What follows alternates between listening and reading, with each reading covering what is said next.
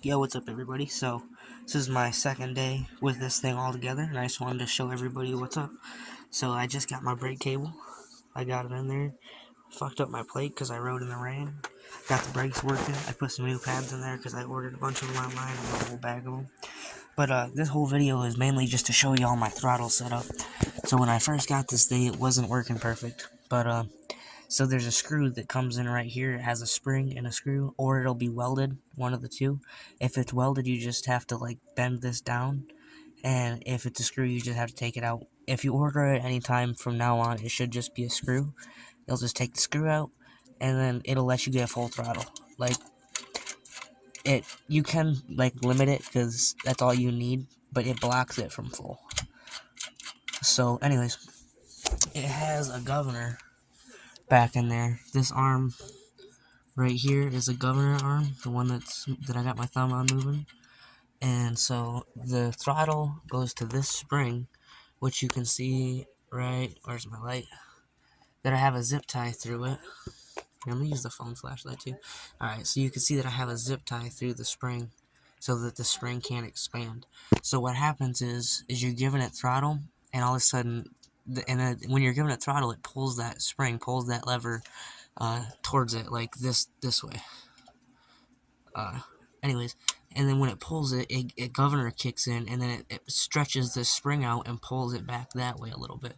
Well, when you put that zip tie on there, it basically makes it so when the governor kicks in, it can't stretch back out, and so the governor just doesn't work, basically. So that's basically a governor bypass. And then, before I was having that problem, if you look at that little spot right there, when that turns, it was getting stuck going this way. Like, it would get right there and it would just stop when I let out of the throttle. I'm gonna have to bend that a little bit. Or no, that's good. That ain't gonna come out. But either way, this spring right here, the one that follows along and goes around the throttle, it used to go to right there, to that hole right there.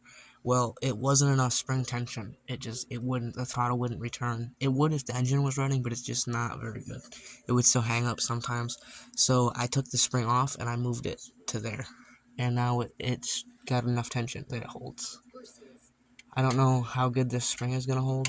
I guess, well, I just made it come off, so I'm going to have to figure something out a little bit better for that, but I'm going to make that work, because it works a lot better when that spring's over there. But I just want to show you what I'm going to do. I'm sure you can figure out springs to make it all work good. You just got to mess with it a little bit to make it perfect. Alright, I got that spring back on there and tightened up. It's all working good again. Just wanted to tell y'all that if your bike is idling and it's wanting to take off, make sure you check your idle screw. It's basically that little, it's not the brass one, the silver one right there at the tip of my finger. You screw that one in and out, and it basically sets this. So, like, if it's trying to die, then you screw it in, and it turns it that way a little bit more, and it basically just, it's like if you're giving it throttle, but you're not giving it throttle because the screw is holding it open. But, I got mine perfect, so I'm not going to mess with it. But it's easy enough just to get a screwdriver right through here, and it works good. If you're doing the ct100u swap to a moto swap, or a mega moto, my bad, then you might have to take off the exhaust guard, because I had to take mine off, and I should have took the screws out, because the screw is melting the seat. If the screw wasn't in there, I don't think it'd be close enough to melt, but I put the screw back in there. And the screw doesn't need to be in there. It's not plugging a hole. It's just a bracket that sits above the muffler. But, I don't know. The bike's all good to go, I think. Yeah, I don't think there's anything that I really need to do other than the rear tire. Forgot about that till just now. Oh, and also, these brakes, I don't know if you've ever messed with them. They're on pocket bikes. They came on this stock. These screws, they suck. You can adjust it. You screw it in and out, and it adjusts the brakes how they grab. Well, they're loose. They don't stay tight no matter where you put them, so they just go in and out, and then your brakes don't work. So I set them at where I wanted them, and then I took some, it's basically JB Weld stick, but it's not. It's a wood version of that. It's this stuff right here. This is a different color, but it's a epoxy putty stick. Made in the USA. Awesome. But I use that stuff to make it so that they stay. They don't move now. And it's minty. Now all I have to do is replace the pads if I mess them up. The thing that does suck though is that I stripped one of these bolts. It has two of them, and I stripped one of them. It's not fully stripped though. It still holds together, but it's working, and I have brakes. Like, if I let me grab the bike and sit on it.